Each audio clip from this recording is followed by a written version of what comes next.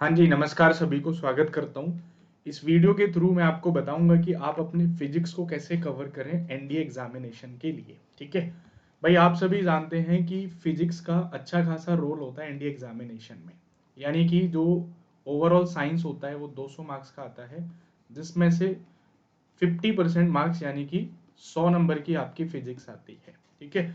तो एक एवरेज बच्चा भी फिजिक्स के अंदर मैं कह रहा हूँ कि 100 में से 80 मार्क्स तो भाई आपके कहीं नहीं गए। 70 से 80 मार्क्स एक एवरेज बच्चा भी ला सकता है। बाकी यदि आप अच्छे से पढ़ते हो, तरीके से पढ़ते हो, तो इस 100 में से आप 95 तक आराम से टच कर सकते हो, क्योंकि ये स्कोरिंग सब्जेक्ट है, कंसेप्चुअल है। कॉन्सेप्ट को आपने समझ लिया तो आप इसको कर सकते हो। तो वही इस वीडियो के थ्रू मैं आपको बताऊंगा कि आपको क्या क्या चीजें करनी है जो आप अपने स्कोर को मैक्सिमम लेके जा सकते हो, ठीक है? भाई पहला स्टेप आपको जो करना है कि सबसे पहले आपको इसकी थ्योरी को कंप्लीट करना है। यानी कि थ्योरी बोले तो आपको कॉन्सेप्ट को पकड़ना है। कई बार हमारा बच्चा क्या करता है, वो कहता है कि मैं तो जी साइंस का स्टूडेंट हूं, मैं तो सीधा प्रैक्टिस कर लूंगा। अब वो प्रैक्टिस करने लग जाता है, लेकिन सच्चाई ये है कि आपके कॉन्सेप्ट क्लियर नहीं है। और जब तक आपके कॉन्सेप्ट क्लियर नहीं होंगे तब तक आप क्वेश्चन को सही नहीं कर पाओगे। फिर आप वहां से अपने आप को एवेल्युएट करने लग जाते हो कि मेरे से तो क्वेश्चन कम हो रहे हैं, मेरी तो परफॉर्मेंस अच्छी नहीं आ रही है। क्यों? क्योंकि जब तक आपके कॉन्सेप्ट क्लियर नहीं है तब तक आप अच्छा नहीं कर पाएंगे। तो पहले आपको क्या करना है, अपने कॉन्सेप्ट पे कमांड करनी है, ठीक है? कमांड योर कॉन्सेप्ट, अपने कॉन्सेप्ट को बिल्डअप करो। जब आपके कॉन्सेप्ट बन जाए फिर उसके बाद आपको क्या करना है, देन आपको प्रॉपर प्रैक्टिस करनी है, ठीक है? प्रैक्टिस के लिए आप क्या क्या सोर्सेज फॉलो कर सकते हैं। हालांकि मैं आपको बताऊं कि यदि आप जो बैचेस मेरे द्वारा चलाए जा रहे हैं उनको आप फॉलो करोगे तो नो डाउट कि अलग से आपको कुछ भी फॉलो करने की जरूरत नहीं करेगी पड़ेगी। जैसे कॉन्सेप्ट के लिए कमांडो 3.0 बैच में आपका फिजिक्स चल रहा है, that is more than enough, okay? Sources या प्रैक्टिस के सोर्सेज की मैं बात करूं, जैसे एनसीईआरटी है, एनसीईआरटी के क्वेश्चंस आपको मिलेंगे। उसके अलावा पीवाईक्यूज वो आपको मिलेंगे, मॉक टेस्ट वो आपको मिलेंगे। उसके अलावा सीटीटीज, तो ये सारी प्रैक्टिस आपको करनी है, क्योंकि थ्योरी कर ली प्रैक्टिस नहीं करी उसका कोई मीनिंग नहीं है। तो ये दोनों एक दूसरे के क्या होते हैं, कॉम्प्लीमेंट्री होते हैं। और रही बात कि इन दोनों स्टेप्स को जो कंप्लीट करता है वो आपका कंप्लीट करता है रिवीजन। आपने मेरे साथ पढ़ लिया, मैंने पढ़ा दिया, आपने समझ लिया, मैंने समझा दिया, लेकिन आप इसको कितने दिनों तक रिटेन कर पा रहे हो, ये आपको आएगा रिवीजन से। क्योंकि भगवान के अवतार तो आप भी नहीं हो कि आपने एक बार चीज पढ़ ली और आपको उसको बार बार पढ़ने की जरूरत नहीं है।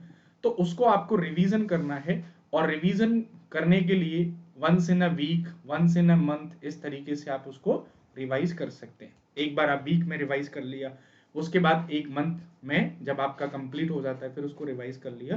बिकॉज लास्ट जो आपका काम आएगा वही रिवीजन काम आएगा। एजुकेटर आपको कितना भी अच्छे से अच्छा पढ़ा ले, बट आपको उसको एग्जाम तक साथ तो रखना है। आपने कॉन्सेप्ट ही नहीं पता है, क्वेश्चन आपके सामने पड़ा हुआ है, तो आप कैसे उसको सॉल्व करोगे? Until and unless you have concept, then कैसे आप क्वेश्चन को बना पाओगे? तो these are the three basic parameters जिन पे आपको काम करके आप अपने फिजिक्स को अच्छे से कवर कर सकते हो, ठीक है? इसके रिगार्डिंग कोई भी प्रॉब्लम्स आप फेस करते हो, ठीक है, थ्योरी के रिगार्डिंग, क्वेश्चंस के रिगार्डिंग, बुक्स के रिगार्डिंग, सोर्सेज के रिगार्डिंग, ठीक है?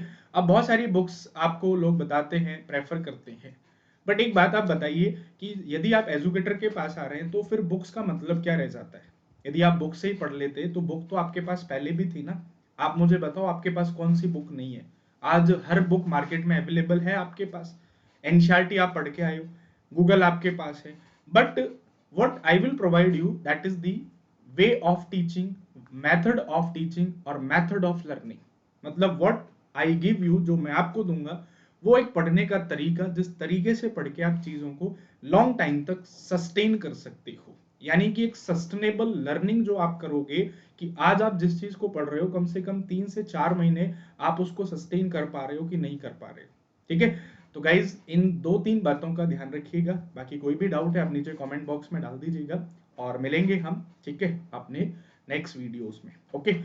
और उसके बाद जिन बच्चों ने अभी तक प्रिपरेशन को स्टार्ट नहीं किया है, ठीक है, तो उनके लिए मैं बता दूं कि अभी भी आपके पास मौका है, आप कर लीजिएगा। ओके, और अनअकैडमी ने आपके लिए एक ऑफर भी है जो कल तक है, जिसमें आप एनरोल करते हो तो आपको 20% तक का ऑफ अनअकैडमी दे रही है।